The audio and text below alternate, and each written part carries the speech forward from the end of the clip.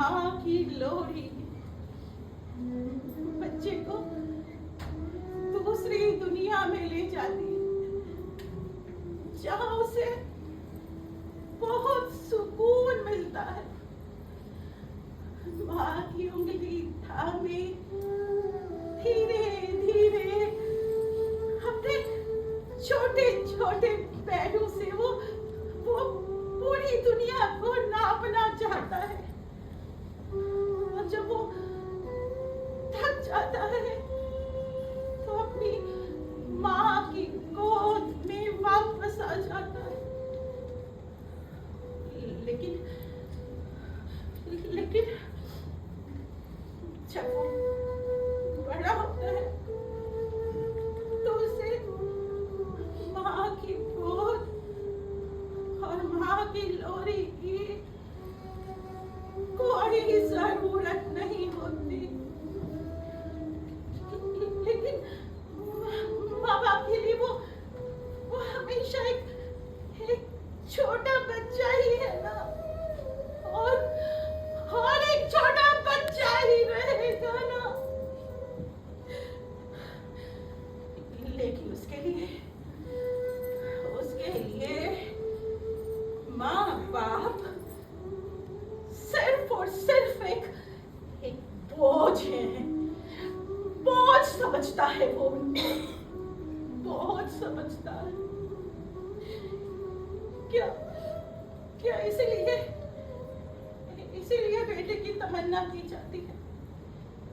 क्या इसीलिए सभी चाहते हैं कि बेटा हो? इसीलिए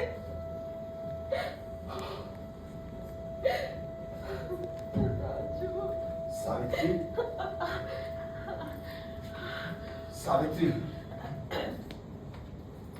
जी प्रमोद जी। ये लो सावित्री। ये क्या है?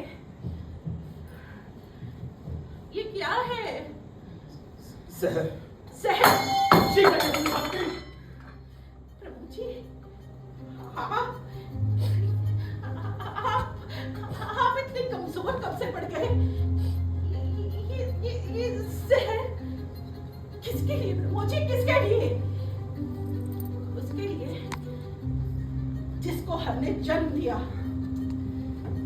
जिसको हमने अपनी गोदी में उठाया, हमने उसे दुलार दिया और वो हमेशा हमें दुत्कारता रहा।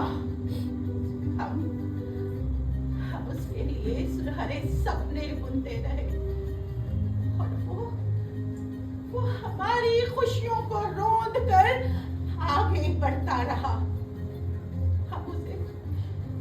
हम उसे अपनी ममता का अमृत पिलाते रहे और वो आज हमें जहर पीने को मजबूर कर रहा है। कौन है वो आदमी? मैं उस आदमी को नहीं जानती। प्रमोद जी, मैं उस आदमी को नहीं जानती। तुम माँ हो उस आदमी की, उसे जन्म देने वाली माँ, और वो बेटा है तुम्हारा।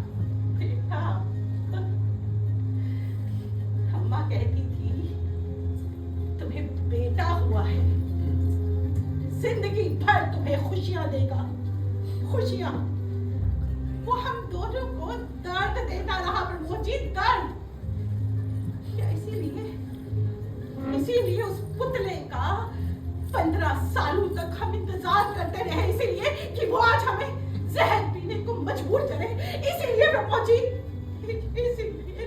देखो सावित्री, ये दर्द धीरे धीरे खत्म हो जाएगा।